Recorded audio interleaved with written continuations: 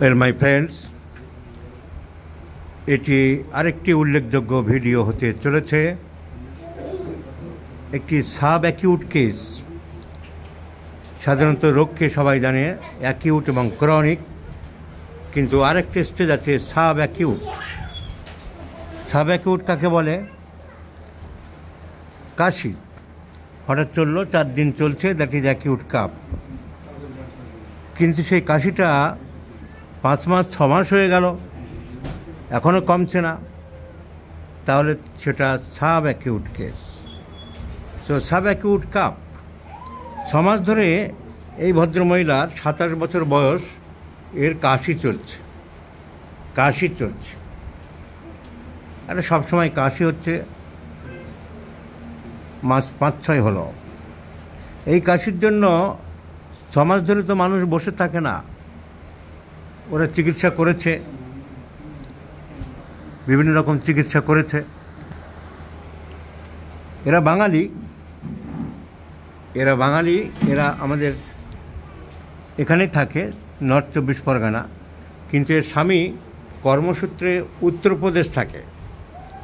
তো ন্যাচারালি উত্তরপ্রদেশে ডাক্তারদের দেখিয়েছে, হোমিওপ্যাথি ডাক্তারও দেখিয়েছে, কিন্তু খুব একটা কমেনি। আর এছাড়া অ্যালোপ্যাথি চিকিৎসা চলেছে, কিন্তু 6 মাস হয়ে গেল, কাশিটা পুরোপুরি যাচ্ছে না। সেই জন্য ওরা আমার খবর পেয়ে আমার শরণাপন্ন হয়েছে। এই তো ঘটনা। এখন হোমিওপ্যাথিতে এই কাশি সারাতে হবে, যেহেতু আমার নাম শুনে আমার উপরে ভরসা করে বিশ্বাস রেখে এসেছে, আমার একটা দায়বদ্ধতা তো আছেই। তাছাড়া হোমিওপ্যাথির সাফল্য দেখানোর এটাও একটা ব্যাপার। আমরা যে কথায় কথায় হোমিওপ্যাথির কেতাবি বাবু আছে অনেক, যাদের কাগজে বাঘ বলে, সব লেকচারে, কনফারেন্সে, ফেসবুকে বড় বড় কেতাবি বাঘ সেজে বসে আছে। আমরা রাজনীতিতে এরকম বাঘ দেখি অনেক, তারপর সে বাঘ কিছু দিন পরে বেড়াল হয়ে যায়। তা হোমিওপ্যাথির জগতেও এরকম বাঘ আছে, কাগজে বাঘ, হ্যান করেঙ্গা ত্যান করেঙ্গা, এটা 1 ডোজ দেবো সেরে যাবে। বড় বড় কনফারেন্সে গিয়ে চেম্বারে রোগী নেই, টেবিলে ধুলো ভর্তি, ওষুধ নেই, কনফারেন্সে শুটেড বুটেড হয়ে লেকচার দিচ্ছে বিরাট, জীবনভর দেখছে। এরকম মাল আছে অনেক। কিন্তু বৃক্ষ তোমার নাম কি, ফলে পরিচয়, যে কথাটা সহজ বাংলায় আছে, সেইটা কাউকে খুব একটা দেখা যায় না। সেইটাই দেখানোর প্রবর্তন চালু করেছি আমি, এবং 5000-এর উপরে ভিডিও দেখেছি, সাকসেসফুল কেস ইউটিউবে আপলোড করেছি। এবং প্রতিটা কেস যেগুলো চ্যালেঞ্জ নেওয়ার আগে চ্যালেঞ্জ নিয়েছি, চ্যালেঞ্জ নিয়ে দেখিয়েছি, আমি আমার কথার দাম রেখেছি, সত্যতা প্রমাণ করেছি। এটি আরেকটি চ্যালেঞ্জ আমার কাছে। এই 6 মাসের কাশি আমি একবারের ঔষধে সারিয়ে দেবো, এবং এই চ্যালেঞ্জ দেখার ক্ষমতা আমি রাখি। কেন রাখি? তার 2টি কারণ আছে। 1 নম্বর, পড়াশোনা আছে আমার, আমি রোগ ডায়াগনোসিস করতে পারি, ওষুধ ডায়াগনোসিস করতে পারি। আর চ্যালেঞ্জ সেই কেসগুলোকে নিই যেগুলো দেখব যে ফাংশনাল কেস, এ সারবে, এর স্ট্রাকচারাল কোনো ক্ষতি হয়নি। এই মেয়েটি যদি লাংসে কোনো টিউমার থাকতো, এর যদি কোনো ক্যান্সার হতো, বা ক্রনিক লাংসের যাকে বলে ফাইব্রোসিস, তাহলে এই চ্যালেঞ্জ নিতাম না। সুতরাং চ্যালেঞ্জ কোথায় নিতে হবে সেটা জানতে হবে। সেটা জানতে গেলেও পড়াশোনা করতে হবে, প্র্যাকটিস অফ মেডিসিনের অ্যানাটমি ফিজিওলজি নলেজ থাকতে হবে। কারণ এটা তো simple allergic cup, acute sub acute cup, এর ভিতরের কোনো ক্ষতি হয়নি, এর স্ট্রাকচারাল কোনো ড্যামেজ হয়নি, তাই চ্যালেঞ্জ নিতে পারি। কিন্তু না জেনে শুনে সব কিছু চ্যালেঞ্জ নিলে মুশকিল, যেটা সারবে না, প্যালিয়েট করতে হবে বা সময় লাগবে, সেগুলো তো বলা যাবে না বা করা যাবে না, বলা উচিত নয়, অনেকে এগুলো বোঝে না। তাই চ্যালেঞ্জ সেই সব কিছুই নিই যেগুলো দ্রুত সারানো যাবে। ফাংশনাল কোনো ডিসঅর্ডার নেই, স্ট্রাকচারাল কোনো ক্ষতি নেই, ফাংশনাল ভুল বললাম, মানে স্ট্রাকচারাল কোনো ক্ষতি নেই বা অর্গানিক কোনো ক্ষতি নেই, শুধু ফাংশনাল ডিস্টারবেন্স হয়েছে। তো this Kashi is a functional disturbance. এমনিতেই কাশি একটা ফাংশনাল ডিসঅর্ডার, এটা সারানো সহজ। কিন্তু কেন জোর দিলাম যে সারাতে পারবই? কারণ যে ঔষধ সিলেকশন করলাম তা 100% কারেক্ট। এবং 100% কারেক্ট ওষুধ হলে তো কাজ হবেই। হোমিওপ্যাথি গণিতের মতন সত্য। ভুল যদি কোথাও হয়ে থাকে তা সে চিকিৎসকের ভুল হবে, শাস্ত্রের ভুল হতে পারে না। কারণ ওষুধগুলো পরীক্ষা করা হয়েছে সুস্থ মানুষের ক্ষেত্রে, পরীক্ষা করে সেই সিমটমগুলোকে রেকর্ড করা হয়েছে, লিপিবদ্ধ করা হয়েছে। আর সেই লিপিবদ্ধ বই নিয়ে তুমি চেয়ারে বসে আছো, আর রোগী যখন বসে বলছে আমার এই হয়েছে ওই হয়েছে, তুমি সেই বই থেকে মিলিয়ে দেখার চেষ্টা করছো কোনটা মিলবে। সঠিক যদি তুমি মেলাতে পারো তাহলে তো ফিট হয়ে গেল। যে কোনো যন্ত্রপাতিতে যেমন হয়, যে মাপের, যে টায়ার, যে গাড়ির, যেখানে যে যন্ত্র ফিট করবে সেটা ফিট হয়ে গেলে হয়ে গেল। তাহলে এর ফিটেস্ট মেডিসিন ইজ ফসফরাস। কেন আমি বুঝিয়ে দিচ্ছি, কত সহজে প্রেসক্রিপশন করলাম। এখন ডিপে you should enter into the deep inside of the patient. তা নাহলে ভাষা উপর থেকে বসে উপর থেকে ভেবে তুমি সঠিক ওষুধ সিলেকশন করতে পারবে না। আমাদের যে জুনিয়র ডাক্তারবাবু কেস টেকিং করেছিলেন, তিনি প্রথমেই মোটামুটি রোগীর সিমটম দেখে ন্যাট্রামিউর ঠিক করে রেখেছিলেন। এখন স্বীকার করছে হ্যাঁ ফসফরাস আপনি ঠিক করেছেন স্যার, ফসফরাসই আসছে, আমি বুঝিয়ে দেওয়ার পরে বা সিমটমগুলো দাগানোর পরে। কিন্তু ন্যাট্রামিউর সিলেকশন করেছিল কেন? তার কারণের ঘাম বেশি। সেই সিলেকশন যে ভুল তা বলবো না, কিন্তু দেখার পার্থক্য, বোঝার পার্থক্য, ওই হাতি দেখার মতন ব্যাপার। তুমি যদি হাতি সব কিছু না বুঝলে, শুধু অন্ধ লোক যেমন দেখে, পাগুলো দেখলে বলবে না থামের মতন, সুরটা দেখলে বলবে একজন না পাইপের মতন, আবার কানগুলো দেখলে কেউ যেমন বলবে না না কুলোর মতন। তাই সেই দেখার ভঙ্গিটা, দেখার পার্থক্যটাই এক নজরে ন্যাট্রামিউর এসে গেছে। কেন? কারণ সেটা পিপাসা বেশি পেয়েছে, ঘাম বেশি পেয়েছে, রাগ, ইরিটেবল টেম্পারামেন্ট, কনসোলেশন অ্যাগ্রাভেটস যা বোঝার বুঝে নিয়েছে, উইপিং ডিসপোজিশন, এসব সিমটমগুলো ন্যাট্রামিউর কভার করে। তাই সে ন্যাট্রামিউর ভেবে লিখে রেখেছে। সর্দি কাশি প্রায় লাগে, অনেকগুলো সিমটম ন্যাট্রামিউর বলা যেতেই পারে এক বাক্যে। গরম বেশি, ন্যাট্রামিউর সাধারণত শীত বেশি হয়, পিপাসা বেশি, ঘাম বেশি, constipation, bathing prefers, irritable temperament, weeping disposition. So এসব সিমটম দেখে ন্যাট্রামিউর সিলেকশন করে বসে আছে। আমি কেসটা স্টাডি করার পরে দেখলাম কাশিটা কখন বাড়ছে। ন্যাট্রামিউর কিন্তু অ্যাগ্রাভেশন 10 AM, 10টা 11টার দিকে, কিন্তু এর কাশি বাড়ছে ইভিনিং টু নাইট, সন্ধ্যে থেকে রাত্রের দিকে কাশিটা বাড়ছে। তাই তো বলেছো তুমি। সো কাশি কখন বাড়ে? সন্ধ্যা থেকে বাড়ে। সো সন্ধ্যা থেকে বাড়ে কাশি, সন্ধ্যা থেকে বাড়ে। Pulsatilla is a very important medicine, evening aggravation. আর ভালো করে পরীক্ষা করে দেখলাম ওর রাগ আছে মোটামুটি, কিন্তু কনসোলেশন অ্যাগ্রাভেটস অনেকক্ষণ ধরে থাকে, আধ ঘন্টা 1 ঘন্টা 2 ঘন্টা কথা বলছে না, সেইগুলোই কনসোলেশন অ্যাগ্রাভেটস। একটু পরেই যদি কাউকে বাবা বাচ্চা বললে বা একটু বুঝি টুজি বললে কমে যায়, তাহলে কিন্তু কনসোলেশন অ্যাগ্রাভেট সান্ত্বনায় বৃদ্ধি হবে না। তা তো নয়, তোমার তো একটু পরেই কমে যায় মোটামুটি। রেগে অনেকক্ষণ থাকতে পারে না, কথা ঠিক। তাহলে কনসোলেশন অ্যাগ্রাভেটস কিন্তু লিখতে ভুল করেছে, কনসোলেশন অ্যামেলোরেশন হবে। তাহলে কনসোলেশন অ্যামেলোরেশন, সন্ধ্যার দিকেই কাশি বাড়ে। এবং একে দেখে আমি যে বুঝলাম এক নজরে সোবার মাইল্ড টেম্পার্ড, অতটা উত্তেজিত বা খারাপ মেয়ে ওকে মনে হলো না। সো পালসিটালার গরম বেশি, হট পেশেন্ট, সন্ধ্যের দিকে বাড়ে। ভূতের ভয় আছে তোমার। কিসের ভয় বেশি? ভূতের ভয় বেশি, কান্নাকাটি করে, consolation amelioration, hot patient, hot plus.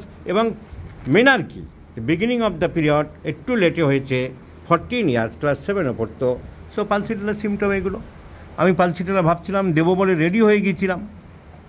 তাহলে কীভাবে ইন্টারপ্রিটেশান এবং অবজারভেশনে কারেক্ট ওষুধ আসে আর একটু চিন্তা করলাম যে ইভিনিং অ্যাগ্রাভেশন তো ফসফরাস আছে, এবং এর একটা সিমটম এখানে আমি লিখিনি, আমার জুনিয়র ডাক্তারবাবুই লিখেছে, বার্নিং পাম অ্যান্ড সোল, হাতের তলা পায়ের তলা জ্বালা করে। এটা আমি ভেরিফাই করলাম, তোমার পায়ের তলা হাতের তলা জ্বালা করে বেশি, জ্বালা করে। তাহলে ইভিনিং অ্যাগ্রাভেশন ফসফরাস হবে। এবং ন্যাট্রামিউর ফসফরাস আর পালসিটালের মধ্যে আমার fears of action respiratory system বা কাশির উপরে কাজ করে বেশি কে? পরীক্ষায় দেখা গেছে রেসপিরেটরি সিস্টেমের উপরে বেশি কাজ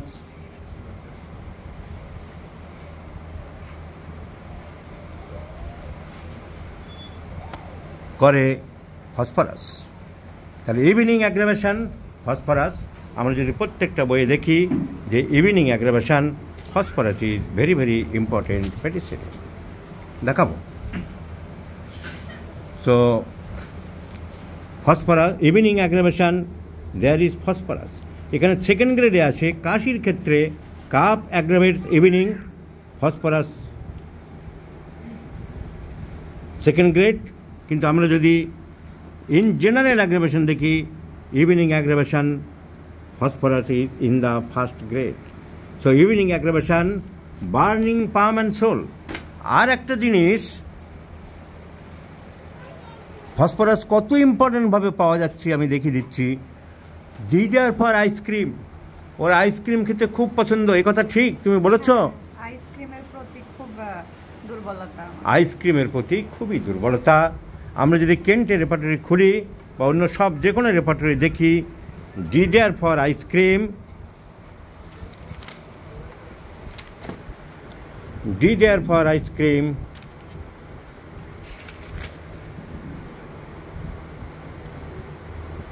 phosphorus is the only medicine in first grade. Phosphorus is the only medicine in first grade. So burning palm and soul, হাতের তলা পায়ের তলা জ্বালা, আইসক্রিম খেতে পছন্দ করে, cup aggravates in the evening, পিপাসা বেশি, পালসিটারের পিপাসা কম থাকে, পালসিটার এখানে কন্ট্রা ইন্ডিকেট করে গেল তোমার পিপাসা বেশি না কম? পিপাসা বেশি। এবং ঠান্ডা জল আগে খেত, ওই করোনার সময় পড়েছিল যে ঠান্ডা জলে ভাইরাসের আক্রমণটা বেশি হতে পারে বা গরম জল খেলে ভাইরাস মরে যেতে পারে, সেই থেকে একটু মানে গরম না হোক অন্তত নর্মাল জল খায়, কিন্তু ওর ঠান্ডা জল খেতে পছন্দ করে। তাছাড়া আইসক্রিম তো খুবই ভালোবাসে। So thirst, the patient is thirst. Evening aggravation, cough aggravates in the evening, burning palm and sole, fear of ghost, অন্ধকারের ভয় শুধু পালসিটালার নেই, ফসফরাসও আছে। এবং ফসফরাসে অন্ধকারের ভয় পালসিটালার থেকেও বেশি। আমরা যদি দেখি fear of ghost, phosphorus is in the first grade. ভূতের ভয়টা তোমার বেশি বলেছ? অল্প স্বল্প না বেশি? বেশি ভয়। আমি সন্ধ্যার পরে ছাদেও একা যেতে পারি না, ভয় পাই। So fear of darkness, fear of ghost belongs to phosphorus. So এতগুলো সিমটম ফসফরাসের আমরা পেলাম। এইবারে আরও একটা উল্লেখযোগ্য সিমটম ফসফরাস আমি পেলাম, সেটা কি দেখাবো। দি patient is anaemic. Anaemic, phosphorus is a important medicine, acts over the blood. Phosphorus anaemic, or haemoglobin সবসময় কম থাকে, এখন আছে 10.2 এবং আরও কমে গিয়েছিল। The patient is anaemic, phosphorus. Pathological symptom অত দাম দিলাম না। আর একটা মেন সিমটম হলো what the cause of this disease. কাশিটা হলো কেন? কাশিটা আরম্ভ হলো কি করে? আমি বারবার যারা ভিডিওগুলো দেখছো সবাইকে বুঝিয়েছি যে অ্যাকিউট কেসের ক্ষেত্রে বিশেষ করে বা সাব অ্যাকিউট কেসের ক্ষেত্রে, even chronic too, causation is very very important. রোগ উৎপত্তির কারণ কি, কেন হয়েছে? কাশির কারণ হলো, কারণ জানা গেল এরা তো এখানে থাকে, আগেই বলেছি উত্তর 24 পরগনা, কিন্তু কর্মসূত্রে উত্তরপ্রদেশ থাকে যেখানে, সেখানে ওদের যে ঘর, সেই ঘর বন্ধ করে এখানে চলে এসেছিল। 15-20 দিন পরে গিয়ে দেখলো সেই ঘর বন্ধ ছিল, এমনি ডাস্ট পরে ওই ডাস্ট ঝাড়তে গিয়ে হয়েছে বলে আমাদের জুনিয়র ডাক্তার লিখেছিল dust taking after, dust inhaling after. কিন্তু তা তো নয়, ডাস্টের থেকে ওর পুরো হয়নি। ওর হয়েছে কি, ওই ঘরের মধ্যে কোত্থেকে পোকা ঢুকেছিল, অনেক প্রচুর পোকা মরেছিল। আমি ইনকোয়ারি করে দেখলাম ডাস্টের জন্য হয়নি, প্রচুর পোকা মরেছিল। এবং সব কিছু মিলিয়ে ঘরটার ভিতরে একটা বাজে অর্ডার তৈরি হয়েছিল, বাজে গন্ধ তৈরি হয়েছিল। সেটা কষ্ট হলেও ঘর পরিষ্কার করতে হবে, থাকতে হবে। অনেক সময় অনেক অপ্রিয় কাজ আমরা করতে বাধ্য হই, আমাকে তো ওই ঘরে গেছি, ওখানে থাকতে হবে, আমাকে তো পরিষ্কার করতেই হবে। বাধ্য হয়েও পরিষ্কার করলো, কিন্তু সেই গন্ধটা স্মেলিংয়ের পরে inhaling of the bad order, তারপর থেকে কাশিটা আরম্ভ হয়েছে। এ কথাই তুমি বলেছো, হ্যাঁ। এ কথা ঠিক। হ্যাঁ, এই কথা ঠিক। জাস্টে যত না বেশি অসুবিধা হয়েছে, তোমার গন্ধে খুব এফেক্ট করেছিল। তো আমরা যদি মেডিকেল নলেজ থাকে তাহলে দেখব strong order from, bad order from, or inhaling any pungent odor from one of the important medicine is phosphorus for any complaints. So in case of cough too, দেখব আমরা cup odors from strong odor, বাজে গন্ধ থেকে phosphorus is the remedy. So phosphorus also covered the cause of the disease.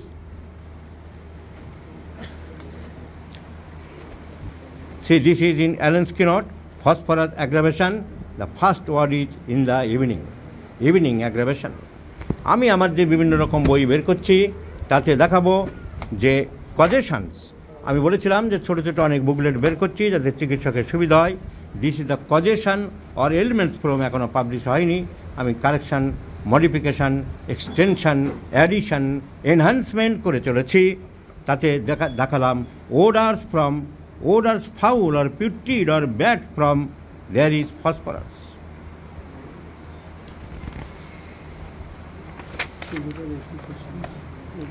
Odors strong from phosphorus. So phosphorus is the choice of remedy for the gentle lady who has been suffering from cough for last 6 months, and our mistaken medicines was Natramur and Pulsatilla. The exact medicine, the similimum medicine, is phosphorus. Number 1, causation, strong or bad odor from. Number 2, strong mental symptom, fear of ghost and fear of darkness. Number 3, strong physical generals, profuse thirst, desire for ice cream. Number 4, peculiar particulars, পরপর আমরা যদি সিমটমকে analysis করি, evaluation করি, প্রথমে দাম দিলাম causation, phosphorus, mental symptom, ভূতের ভয়, অন্ধকারের ভয়, phosphorus, physical general symptom, ice cream খেতে খুব ভালোবাসে, পিপাসা বেশি এবং শরীরে জ্বালা পড়া বেশি, 3টে strong physical general, phosphorus. Particular সিমটমে আসি, যেটার দাম আমাদের কাছে কম, যেখানে অ্যালোপ্যাথিক ডাক্তাররা দাম বেশি দেয়, কাশি নিয়েই রোগী এসেছে, কাশি নিয়েই পড়ে থাকবে। কিন্তু আমার তো রোগীকে চিকিৎসা করি, রোগীর মেন্টাল এবং ফিজিক্যাল দেখলাম। এবারে কাশির মধ্যে কি দেখব আমরা? পার্টিকুলার সিমটমের মধ্যে দেখি পিকিউলিয়ার, পিকিউলিয়ার পেয়ে গেছি, কজেশন। আর পিকিউলিয়ার কি? Modality, aggravation in the evening. So phosphorus is the choice of remedy, and I have accepted the challenge once again for curing this subacute cough, and I do believe the cough will be cured, and this gentle lady will be cured from this harassing, distressing cough within a very short period of time. Please remember this video number, my friends. I shall share you this case as a success case within 2 months.